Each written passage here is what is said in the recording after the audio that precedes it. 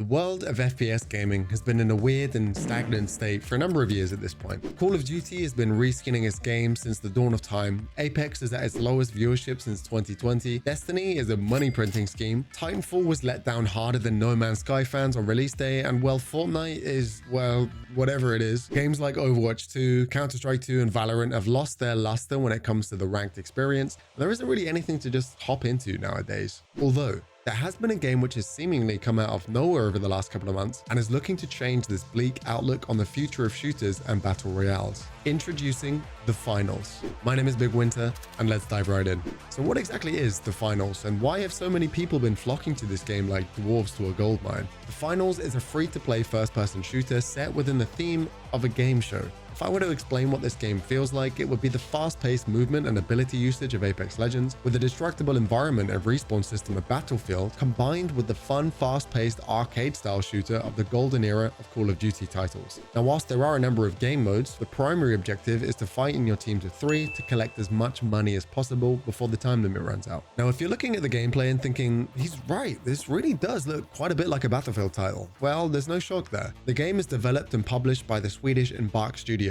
Whilst that might not mean much to everyone, Embark Studios was founded by a number of former DICE developers who created Battlefield, as well as Patrick Söderler,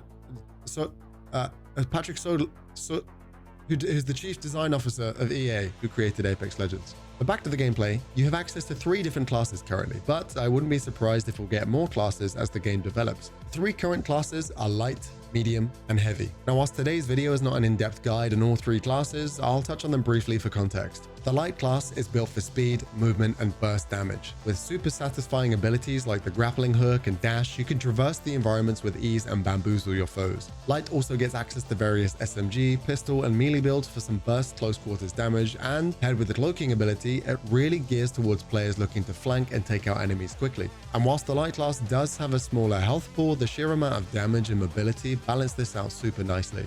The medium is honestly so unbelievably well done. This is by far the most well-balanced class in the game, with a decent health pool, really strong damage, and some great team-based abilities like their healing beam, jump pad for mobility, and their defib to get players back into the fight ASAP.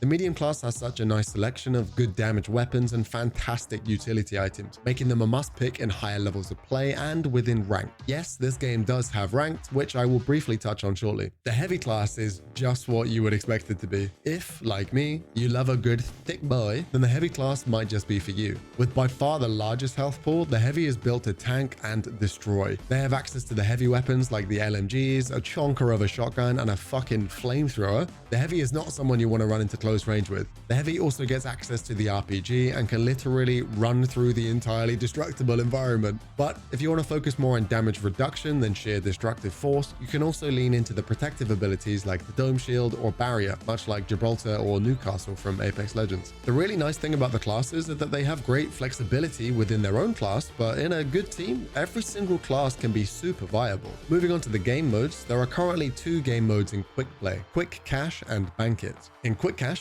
it will be a 3v3v3 where each team needs to find the money box and take it to be deposited. They then have to defend the deposit box from other teams trying to steal control of it. First team to 20,000 or the team with the most money when the timer runs out wins. With Bank It, it's a 3v3v3v3, and you can picture this a little more like Kill Confirmed from the Call of Duty franchise. Whilst there are vaults that pop up during the match, you earn cash primarily by taking out enemy players. Each kill is worth 1,000 coins and you have to collect it from their body. Once you have the coins, drop them off at the deposit spots that move around the map. First team to 40,000 or the team with the most money at the end wins. And finally, with respect to game modes, we have the tournament mode, which, as the name suggests, puts you into a tournament system. The game mode itself is much like Quick Cash, but you have limited respawns as opposed to the infinite within Quick Play. There is also a ranked version of this, which to be honest, I haven't actually played yet, but I think the game actually leans really well to competitive play, and I'll post a follow-up video once I've dipped my toes. What I will say is that regardless of which game mode you fancy, they all run so well and look so incredibly good.